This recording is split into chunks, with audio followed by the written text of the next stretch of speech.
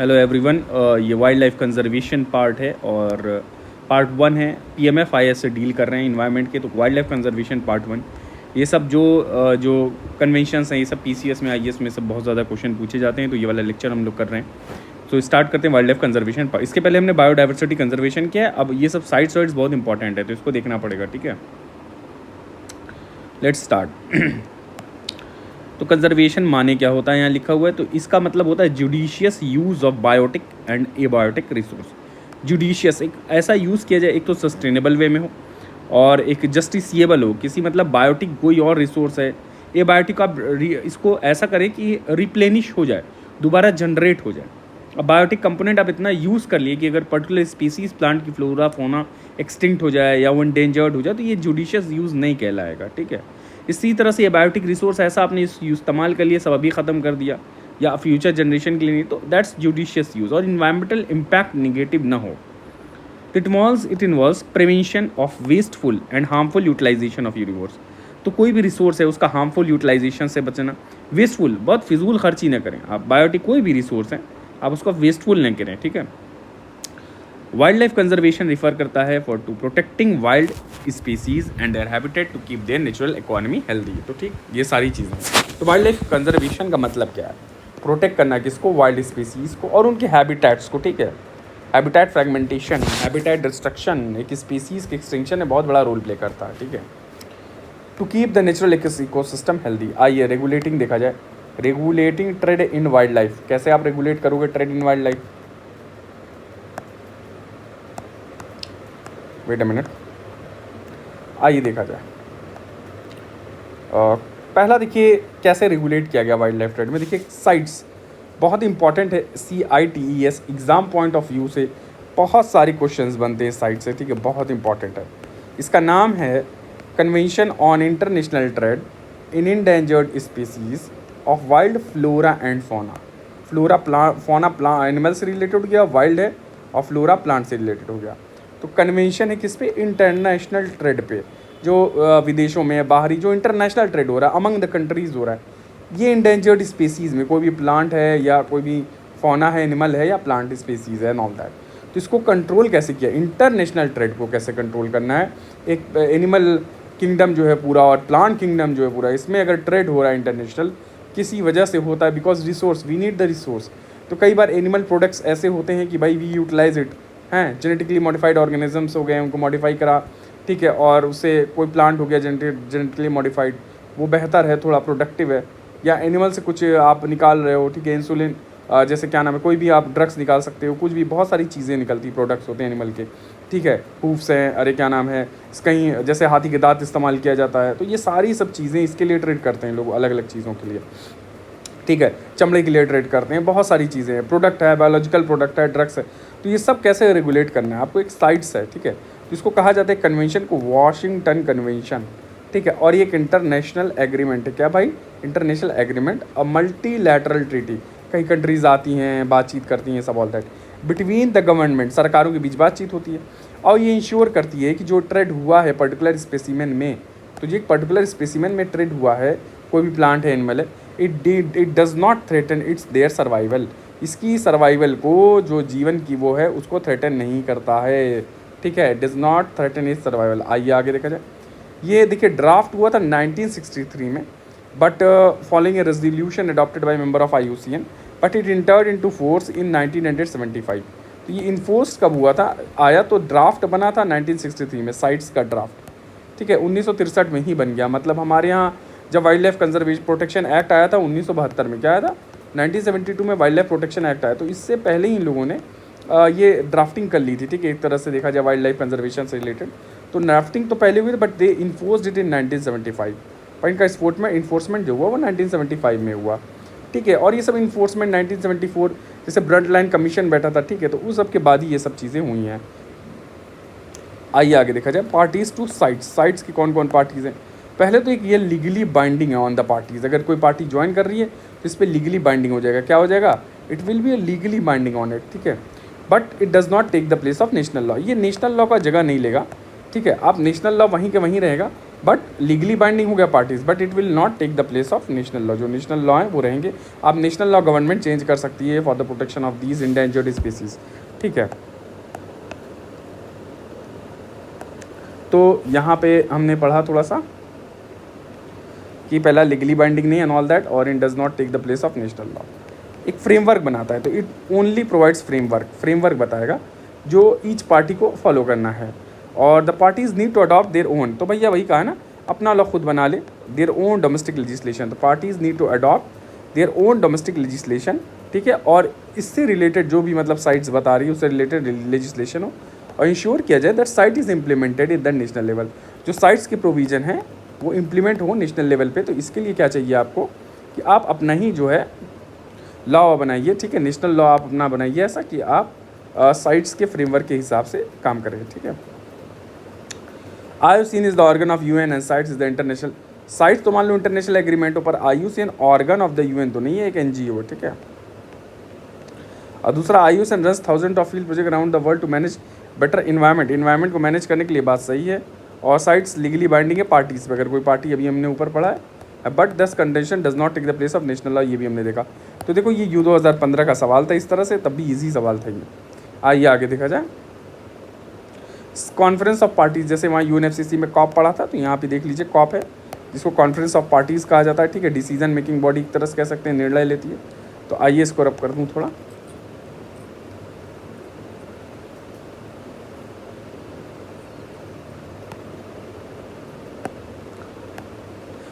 Sites देखिए, world wild life conference, sites का corp जो है ये वर्ल्ड वाइल्ड लाइफ कॉन्फ्रेंस है, और यहाँ हर 2 से 3 साल इसकी मीटिंग हो जाती है, ठीक है, कन्वीन होती है मीटिंग।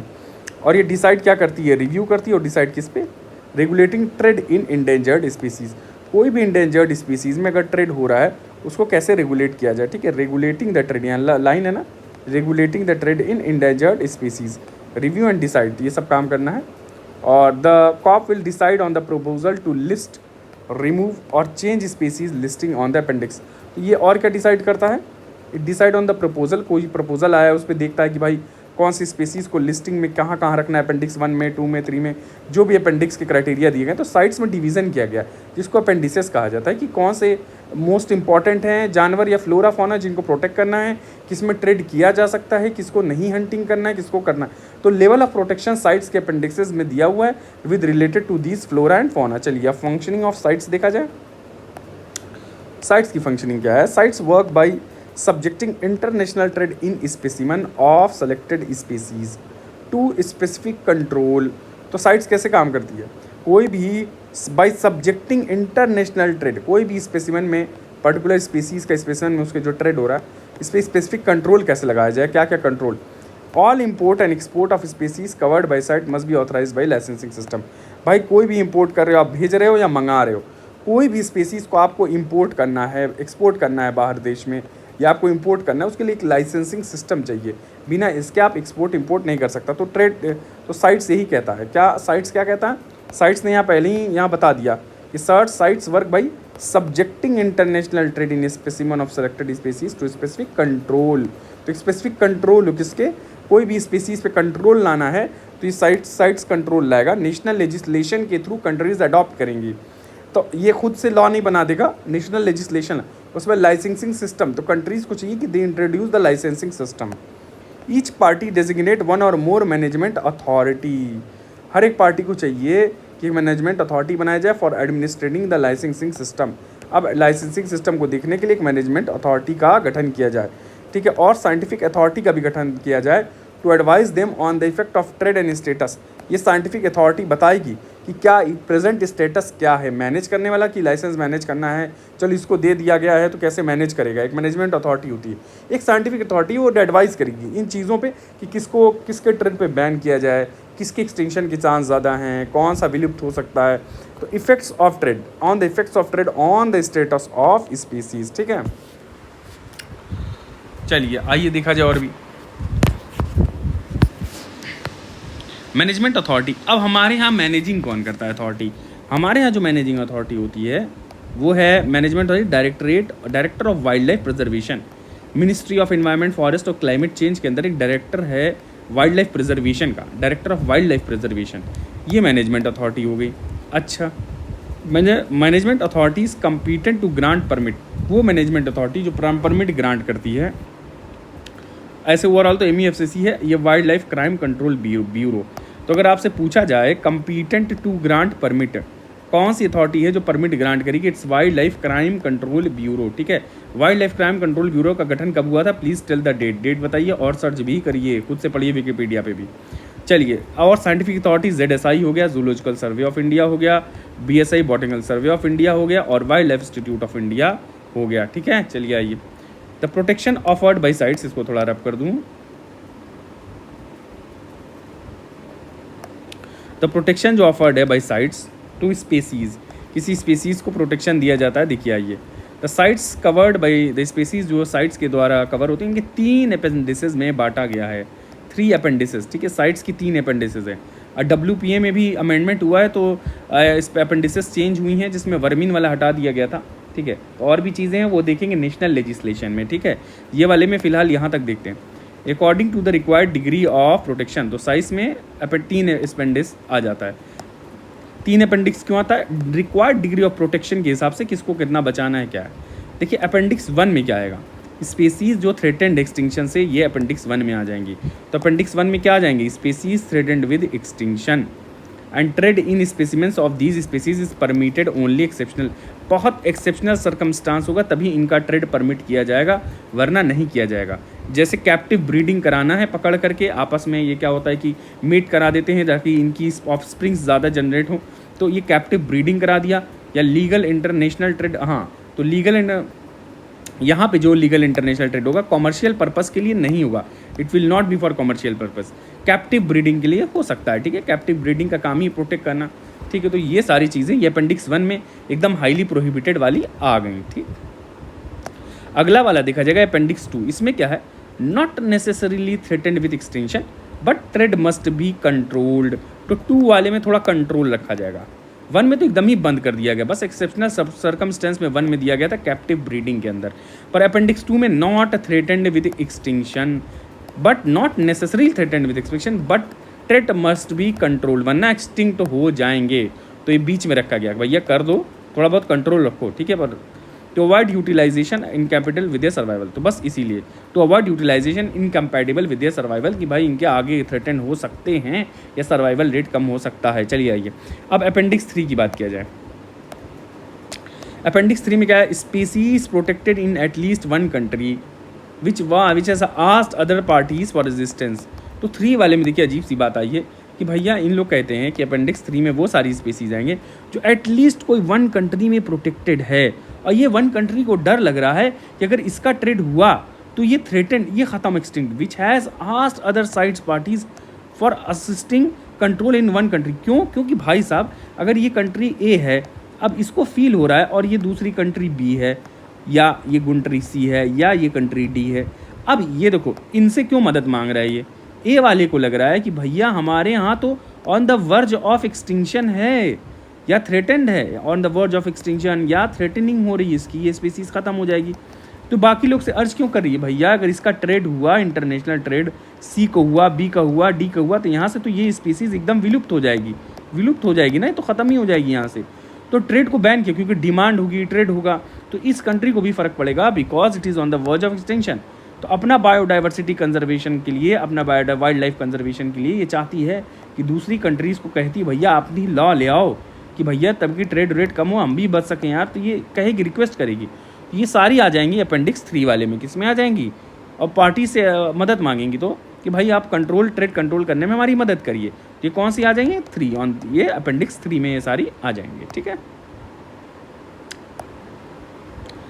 एट यहाँ पे देखा जाए, at each regular meeting of the COP की जब भी एक रेगुलर मीटिंग होती है, पार्टी जो भी आती है, जो भी कंट्री वंट्री है वो पार्टी के नाम से है। ठीक है, पार्टीज कंट्री ले लो, ये प्रपोजल देंगे, या कंट्री का वो MOEF मिनिस्ट्री ऑफ एनवायरनमेंट का ऑर्गेनाइजेशन हो जाएगा, इंस्टीट्यूशन हो जाएगा, तो ये पार्टी प्रपोजल देगी। क्या प्रपोजल देगी, ठीक है, टू अमेंड अपेंडिक्स 1 और 2 को बदलते रहो, भैया चेंज करो। क्यों, कोई स्पेसीज़ का नाम है तो हटा दो, कोई नहीं है तो स्पेसीज़ का नाम जोड़ दो, कोई 1 में स्पेसीज़ है तो उसको 2 में भेज दो, 2 वाली है तो 1 में भेज दो, क्योंकि सिनारियो बदलता रहता है। वाइल्ड लाइफ कंजर्वेशन में क्या है कि जानवर की स्थिति बदलती रहती है ज़्यादा, तो इसको कंट्रोल करने के लिए भैया ना 2 से कंट्रोल 1 में डालो। क्यों? क्योंकि हमें बचाना है।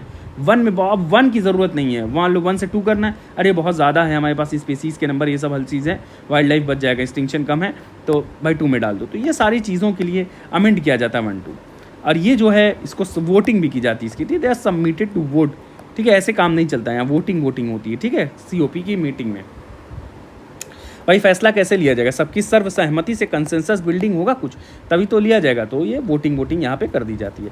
अच्छा देखिए, आइए हम लोग पढ़ते हैं जो 18th कॉन्फ्रेंस ऑफ पार्टीज़ हुआ था उसके बारे में कुछ देखा जाए। 18th कॉन्फ्रेंस ऑफ पार्टीज़ देखते हैं। 18th conference of parties COP 18 में देखिए हुआ क्या था। तो COP 18 जो है ये जिनेवा स्विट्ज़रलैंड में हुआ है, जिनेवा स्विट्ज़रलैंड में 2019 में। क्यों भाई? 4-5 साल हो गया जब ये बुक लॉन्च हुई, तो 4-5 साल हो गया। तो कुछ ऐसी चीज़ें थी जो 19 का यहाँ पे बताया गया है, ठीक है। और मे भी शायद ये लेटेस्ट हो, हाँ 19th वाला भी है। तो 18th वाला क्यों मेंशन किया गया? द रीज़न भी कुछ प्रोविजंस है इसमें। जैसे जिनेवा स्विट्ज़रलैंड में हुआ तो उसमें क्या हुआ, हमारे जो मुल्क ने सबमिटेड प्रपोज़ल, तो इंडिया ने एक प्रपोज़ल सबमिट किया था। वो ये था कि जो वल्नरेबल वाला स्मूथ कोटेड ऑटर है और स्मॉल क्लॉड ऑटर है, और या इंडियन स्टार टोरटॉइस वल्नरेबल में जो आता है, ये सब smooth coated otter, small clawed otter, Indian tortoise और गेक्को, जो टोके गेक्को लीस्ट कंसर्न में था। और ये सब जो वेज फिश जो क्रिटिकली इंडेंजर्ड हमारी वेज फिश है, ये इसको क्या अपेंडिक्स 2 से 1 में डाल दिया जाए। तो ये सब अभी अपेंडिक्स 2 में थे, और इन सबको कहाँ डाल दिया जाए? अपेंडिक्स 1 में डाल दिया जाए। और अपेंडिक्स 2 से रिमूव करना था इंडियन रोजवुड को। तो आइए एक एक करके ये सारा आपको दिखा दिया जाए, तो ज़्यादा आसानी हो जाएगी कि मतलब समझने में। तो सबसे पहले देखा जाएगा स्मूथ कोटेड ऑटर होता क्या है। Wait a minute, smooth coated otter, ये देखिए स्मूथ कोटेड ऑटर, ये जानवर जो है इसको कहा जाता है स्मूथ कोटेड ऑटर। ये तो सील विल टाइप लग रहा है स्मूथ कोटेड ऑटर, सील तो नहीं है, पूंछ भी मे बी मैमल वैमल है ये। तो स्मूथ कोटेड ऑटर के बारे में देखते हैं थोड़ा सा है क्या। तो स्मूथ कोटेड ऑटर ये फ्रेश वाटर ऑटर स्पीसीज़ है, और ये इसका पूरा टैक्सोनॉमी एक बार देखते हैं, पूरा डिस्क्रिप्शन देखते हैं। कॉर्डेट में, हाँ ये मैमल है, देखिए मैमल है, कार्निवोर है, तो हर्बी कार्निवोर है, ठीक है, और मैमल है, हर्ब्स नहीं खाता है, कार्निवोर है, ठीक है। और मस्टिलाइडी फैमिली देख लीजिए एक बार। मस्टिलाइडी ये कौन से आते हैं? ठीक है, मस्टिलाइडी फैमिली है इसकी, और मस्टिलाइडी फैमिली में ये आते हैं कार्निवोरा में, ठीक है, कार्निवोरा में, ठीक। तो ये कार्निवोरा में मस्टिलाइडी फैमिली में आ जाते हैं, ठीक। अब कार्निवोर में ये सब आ जाएंगे, ठीक है। तो ये सारे कार्निवोर्स आ गए जो हम अभी देख रहे हैं, ठीक है। तो ये स्मूथ कोटेड ऑटर हो गया। आइए देखा जाए तो ये जो है वल्नरेबल है, तो इसको हमारा जो प्रोविज़न गया था इंडिया से, वो प्रोविज़न ये गया था कि ये जो स्मूथ कोटेड ऑटर है इसको हटा करके आप अपेंडिक्स 2 से 1 में डालिए, क्योंकि ये स्मूथ कोटेड ऑटर। अब स्मॉल क्लॉड ऑटर देखा जाए, स्मॉल क्लॉड ऑटर, अब ये भी थोड़ा स्मॉल क्लॉड ऑटर, ये इसी तरह से बस एक ही तरह के हैं दोनों, ऑटर दोनों है, एक स्मॉल क्लॉड है, एक स्मूथ कोटेड है, ठीक है। इंडियन टोरटॉइस हमारा देख लो, इंडियन स्टार टोरटॉइस कैसा होता है उसको भी रखा गया है। इंडियन स्टार टोरटॉइस, ये देखिए ये टोरटॉइस, ये स्टार बने हुए हैं, देखो ना बॉडी पे, इसीलिए नाम पड़ा इंडियन स्टार टोरटॉइस। आप डायग्राम देख लोगे तो बहुत सारी चीज़ें क्लियर हो जाएंगी। देखो ये टोरटॉइस, ठीक है, ये इंडियन स्टार टोरटॉइस। और दूसरा देखा जाए गेक्को देख लेते हैं, ये वल्नरेबल था स्टार टोरटॉइस, ये सारे वल्नरेबल हैं। लीस्ट कंसर्न में है जो हमारा है वो टोके, ये क्या है, टोके गेको, छिपकली ये लग रहा है, गेको, टोके गेको, ये देखो छिपकली अजीब सी, टोके गेको। तो ये लीस्ट कंसर्न में, इसको भी कहा गया है कि अपेंडिक्स 1 में डाला जाए, ये भी अब विलुप्त हो रही लग रहा है, तो इसको भी डालने को कहा गया। टोके गेको लिजर्ड विजर्ड है, ठीक है। तो ये नॉक्टर्नल आर्बोरियल गेको, ठीक है, ये सारी चीज़ें हैं। तो इसको भी कहा गया कि भाई आप इसमें वल्नरेबल में हैं, और अपेंडिक्स 1 में डालने के लिए कहा। और अपेंडिक्स 1 में क्या डालने के कहा है? Wedgefish. आइए वेज फिश देख लेते हैं क्या है।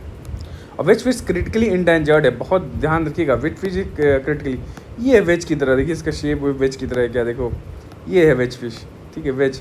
ये वेज फिश देखिए मछली मारा है कि नहीं ना, ये वेज बना हुआ, ये देखो वेज फिश। तो ये तो इंडियन वेज फिश है इंडिया में, तो इसको भी कहा गया है कि वन में डालिए, और ये क्रिटिकली इंडेंजर्ड है। तो वेज फिश जो है, ये आप लेफ्ट साइड में देखिए, मैं मार्क करूँ वेज फिश क्रिटिकली इंडेंजर्ड, तो इट्स क्रिटिकली इंडेंजर्ड। अच्छा भी कॉर्डेट में आएगा, कॉन्डिक्टिस है, कॉन्डिस्टिक है। देखिए ऑस्टिक्टिस होता है बोनी फिशेस, कॉन्डिक्टिस मतलब कार्टिलेज का बना, हड्डी नहीं होती है कॉन्ड्रिक्टिस। इलास्मोब्रांक है, ये सब सारी इसकी सब क्लासेस इलास्मोब्रांक की हैं, ठीक है। तो ये जो है मछली हो गई वाइट स्पॉटेड, जो भी वेज फिश है। तो इसका जो स्टेटस है IUCN स्टेटस अगर कहीं दिख जाए तो यहाँ क्रिटिकली इंडेंजर्ड है। तो वेज फिश को भी कहा है भाई 2 से 1 में डालो। और इंडियन रोजवुड को कहा है कि भैया हटाओ, 2 से हटाओ इंडियन रोजवुड, ओ सॉरी इंडियन रोजवुड, ठीक है इंडियन रोजवुड। ये पौधा इंडियन रोजवुड, ये है इंडियन रोजवुड, ठीक है। डेलबर्गिया सीसू, ठीक है डेलबर्गिया सीसू।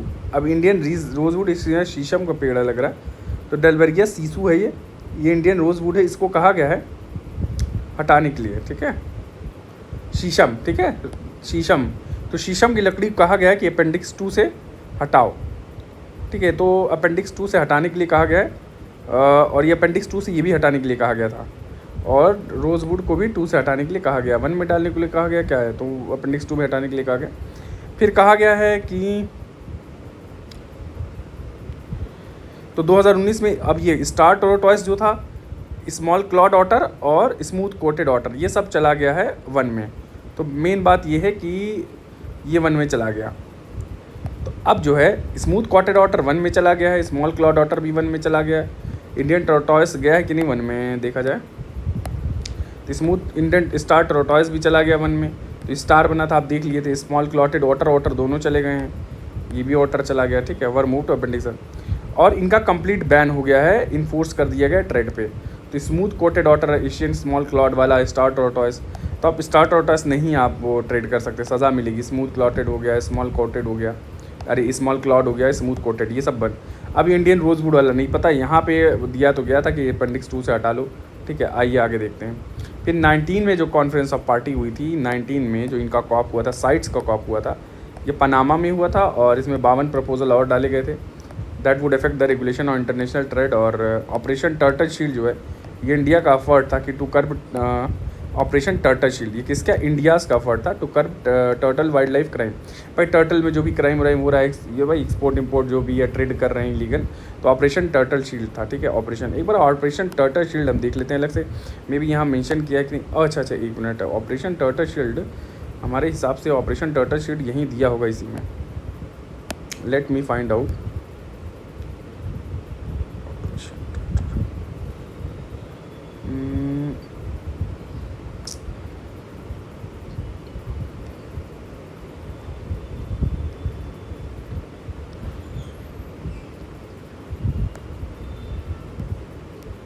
ऑपरेशन टर्टल शील्ड, एक मिनट देखते हैं। प्रोटेक्टेड एरिया है, आप ऑपरेशन टर्टल शील्ड दिखाते हैं, मैं भी दिया है।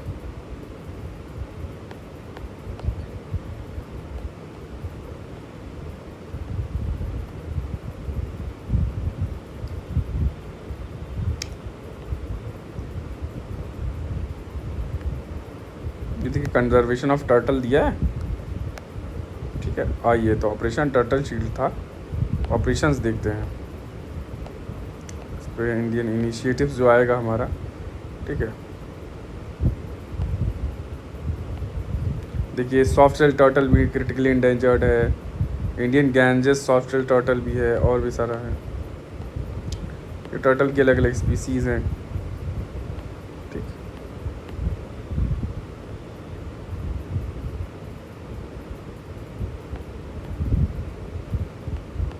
ये ओलिव रिडली टर्टल भी देखिए कितना अच्छा बनाया हुआ डायग्राम वगैरह, ठीक है। बहुत मेहनत की PMF वालों ने, देखिए ये ओलिव रिडली टर्टल पे, इसका नेम है ऑलिव कलर कैरापेस है, इसलिए ऑलिव नाम पड़ा है, ठीक है। देखा थोड़ा सा अगर ऑलिव रिडली टर्टल और देख ली, जम तो कर जा रहे हैं टॉपिक से, बट ये देखो ऑलिव रिडली टर्टल क्यों नेम है, ऑलिव कलर कैरापेस की वजह से इनका नाम पड़ा है। कार्निवोरस होते हैं, ठीक है, और स्मॉल हेड होता है, देखिए स्मॉल हेड। चलते हैं केम्स वाला, जो एक और केम्स वाला टर्टल था, देखिए ये है smallest of the sea turtle species है, ठीक है। ये एक मेल है, ये देखो मेल है, ये फीमेल हो गया, ठीक है, थोड़ा डिफरेंस है। Females return to the same beach from where they first has the egg, और males and female grow of the same size, how females have slightly more rounded carapace. तो फीमेल का थोड़ा और राउंडेड कैरापेस होता है, ठीक है, ये ऐसे लंबा होगा थोड़ा। और where they first has the egg, तो वापस आ जाते हैं जहाँ अंडा देती हैं। और कोस्टल बेस में और स्टोरीज़ में ज़्यादा पाई जाती है, स्टोरीज़ में जहाँ पे मर्जर होता है ओशन और सी वाटर का, तो जो भी रिवर वाटर आ रहा है फिर ओशन का मर्ज हो रहा है, तो स्टोरीज़, और ठीक है। बट कैन ऑल्सो भी found in some oceanic part में भी, ठीक है। मास नेस्टिंग करते एग्रीगेशन कॉल्ड अरीबदास, ये इंपॉर्टेंट है, याद कर लीजिएगा। अरीबदास, जो भी यूपीएससी वाले, अरीबदास, तो अरीबादास ये क्या है, मास नेस्टिंग एग्रीगेशन है इनका, ठीक है, अंडे का जो है। और मोस्ट अबंडेंट सी टर्टल है ओलिव रिडली टर्टल, और 100 अंडे देता है पर नेस्ट, और they have nesting season June से दिसंबर है nesting season. Coast of Orissa जो इंडिया में लार्जेस्ट मास नेस्टिंग साइट है, तो उड़ीसा जो कोस्ट हो जाती है वो लार्जेस्ट मास नेस्टिंग साइट हो जाती है, उड़ीसा कोस्ट। तो largest mass nesting site is the Orissa coast जो हो जाती है लार्जेस्ट मास नेस्टिंग साइट, ठीक है। और मेक्सिको का कोस्टा रिका है, ये सब सारी चीज़ें मेक्सिको एंड कोस्टा रिका, ठीक है, ये सब इसके बारे में दिया हुआ है। हाँ, यहाँ पे देखो इंडियन ओशन जो गहिर मठ है, लोकेटेड इन द भीतर कनिका, तो भीतर कनिका में जो गहिर मठ है, ठीक है, वो जो है वाइल्ड लाइफ सेंचुरी, वो इस नेस्टिंग पॉपुलेशन के लिए बहुत सपोर्टिव है। कौन सा गहिर मठ, भीतर कनिका वाइल्ड लाइफ सेंचुरी में, भीतर कनिका वाइल्ड लाइफ सेंचुरी में जो गहिर मठ बना हुआ है, ठीक है, ये इंपॉर्टेंट है इसके लिए। तो गहिर मठ, भीतर कनिका वाइल्ड लाइफ सेंचुरी। फिर देखो फिशिंग इन ओशन होता है, प्रीडेशन हो रहा है, सब देखिए। IUCN स्टेटस देखा जाए तो अभी ये वल्नरेबल में, ठीक है, वल्नरेबल में है। और अपेंडिक्स 1 में तो साइट से बहुत हाई लेवल का दिया गया है प्रोटेक्शन, ठीक है, ट्रेड व्रेड नहीं होगा। हालांकि ये वल्नरेबल है तो पर इंटरनेशनल ट्रेड बना है, और WPA 1972 में भी बना है, तो ओलिव रिडली टर्टल दोनों में बना है, ठीक है। तो हमारा कुछ इनिशिएटिव देखिए, अगर इसमें लिखा हुआ ऑपरेशन टर्टल, देखिए टर्टल, देखिए ओलिव रिडली टर्टल कंजर्वेशन कुछ प्रोजेक्ट्स थे, वो थे प्रोजेक्ट्स थे, जैसे सी टर्टल कंजर्वेशन प्रोजेक्ट था UNDP के साथ 1999 में, और wild life institute of Dehradun जो है इसके साथ। और चलिए सब सारे, तो इसमें ऑपरेशन तो नहीं लिखा हुआ है मेंशन, चलिए अपना ये वाला कंटिन्यू करते हैं यहाँ पे, ठीक है। तो ये आइए अपना कंटिन्यू किया जाए।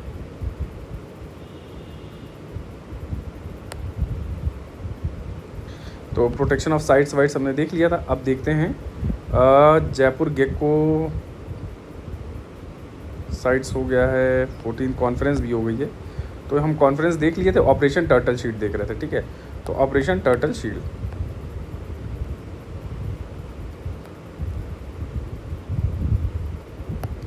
ये देखिए ऑपरेशन टर्टल शील्ड है, ये इंडिया का एफर्ट है to curb the turtle wildlife crime को कर्ब किया जाए। 1 मिनट टाइम देख लिया जाए, थोड़ा सा और करेंगे फिर नेक्स्ट लेक्चर लेंगे। और it was acknowledged in COP29, तो बहुत थोड़ा सा किया, आधा घंटा कैसे हो गया।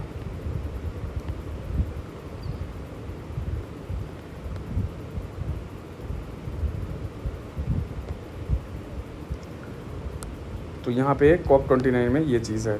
फिर फर्स्ट जो वाइल्ड लाइफ ट्रेड रिपोर्ट है पहली, वो एट द COP29 19 रिलीज़ हुई थी। तो कौन सी रिपोर्ट है, world wild life trade report है पहली, और it gave insight into what it gave insight into international trade in animals and plants regulated under the sites treaty. तो यहाँ पे क्या हुआ कि it gave insights into the international trade in animals and plants जो sites treaty में है। और रिपोर्ट के मुताबिक मेजॉरिटी जो साइट्स रेगुलेटेड ट्रेड है वो आर्टिफिशियली प्रोपोगेटेड प्लांट्स और कैप्टिव प्रोड्यूस एनिमल्स हैं, ठीक है। और only 18% of all the trade involve wild source species. तो जो रिपोर्ट के मुताबिक ये आया कि जो भी ट्रेड किया जाता है साइट्स के अंतर्गत, उसमें ज़्यादातर कैप्टिव प्रोड्यूस वाले एनिमल है, जो वाइल्ड नहीं है। कैप्टिव ब्रीडिंग से जो एनिमल प्रोड्यूस किए गए या आर्टिफिशियली प्रोपोगेट प्लांट किए गए, ठीक है, नेचुरल वाले नहीं हैं। और ओनली जो 18% जो है ट्रेड का है of all trade involve wild source species. तो जो वाइल्ड सोर्स है आई जंगल वंगल से इधर से, और उसमें भी प्लांट ज़्यादातर हैं जो वाइल्ड सोर्स से जो स्पीसीज़ आई। तो 18% जो आई वाइल्ड सोर्स है, ठीक है, जंगल वंगल से आई, आर्टिफिशियली नहीं इनको ग्रो किया गया ऐसे, मतलब अलग से ले आ करके, जैसे बॉटनिकल गार्डन में और ये सब, तो बॉटनिकल गार्डन में कर दिया या अलग चीज़ें। Which are dominated by plant, तो ज़्यादातर जो है डोमिनेट हुई हैं प्लांट्स के जरिए। अब इंडियाज़ का प्रपोजल क्या था, देखिए यहाँ पे एक और प्रपोजल आया था। तो ये देखिए 30 मिनट हो गया, हम नया लेक्चर जो है इंडियाज़ प्रपोजल का नया लेक्चर इंडियाज़ प्रपोजल से करेंगे, ठीक है। तो देखते हैं, थोड़ा इसमें समय लग गया है पर अगली बार थोड़ा और जल्दी करने की कोशिश करेंगे, ठीक है। थैंक यू जब जितना भी देखने के